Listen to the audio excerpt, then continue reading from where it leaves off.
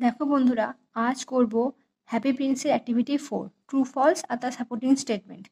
প্রথমে কোশ্চেনটা কি বলেছে, the swallow did not want to help the happy Prince. Swallow সুখী রাজকুমারকে সাহায্য করতে চায়নি। তো দেখো, এর দেখে কোশ্চেনটা হবে ফলস, তো তারপরে উত্তরটা হবে ফলস, তারপর কি হবে সাপোর্টিং স্টেটমেন্ট, না আই উইল হেল্প ইউ, আমি তোমাকে সাহায্য করবো, এবারে লাইন ছিল। দেখো বিয়েরটা, the happy prince wanted to leave for Egypt. Happy prince ইজিপ্টে যাওয়ার জন্য যেতে চেয়েছিল না, এটাও false. I will leave for Egypt tonight, এটা কে বলেছিল? এটাও পাখিটাই বলেছিল। দেখো সিয়েরটা, দ্য হ্যাপি প্রিন্স আক্স the swallow to take a sapphire from one of his eyes to the play right. Happy Prince সুখী রাজকুমার কি পাখিটাকে বলেছিল যে একটা স্যাপিয়ার তার একটা চোখ থেকে খুলে নিয়ে প্লে রাইটকে দিতে? হ্যাঁ বলেছিল। Little swallow take one of my sapphire eyes and give it to হিম।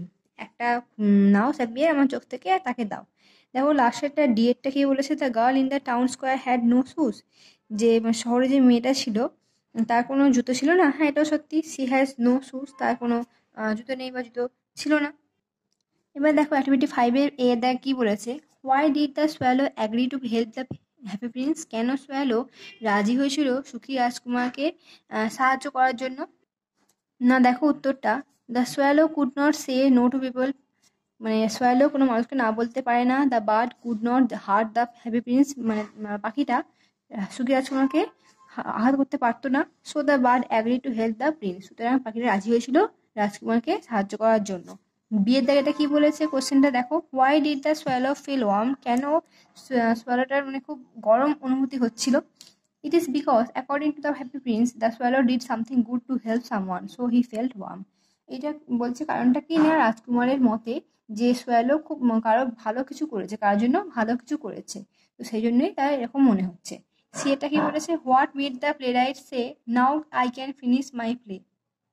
এমন কি ঘটনা ঘটেছিল যেটা কিনা প্লে রাইট তাতে করে বলেছিল যে এবার আমি আমার কাজটা শেষ করতে পারি। The playwright was very poor, playwright খুব গরিব ছিল। He was hungry, so he could not continue his writing, সুতরাং আসলে সে খুব ক্ষুধার্ত ছিল, যার কারণে সে কিনা তার লেখাটা কমপ্লিট করতে পারেনি। When the bird gave him the sapphire then the playwright said the words. যখন পাখিটা তাকে স্যাফিয়ারটা দিল তখন সে এই কথাটা বলেছিল। সে এতটাই গরিব ছিল যে সে লেখাটাকে কিন্তু কমপ্লিট করতে পারেনি, উপরন্তু সে ক্ষুধার্তও ছিল। ঠিক আছে।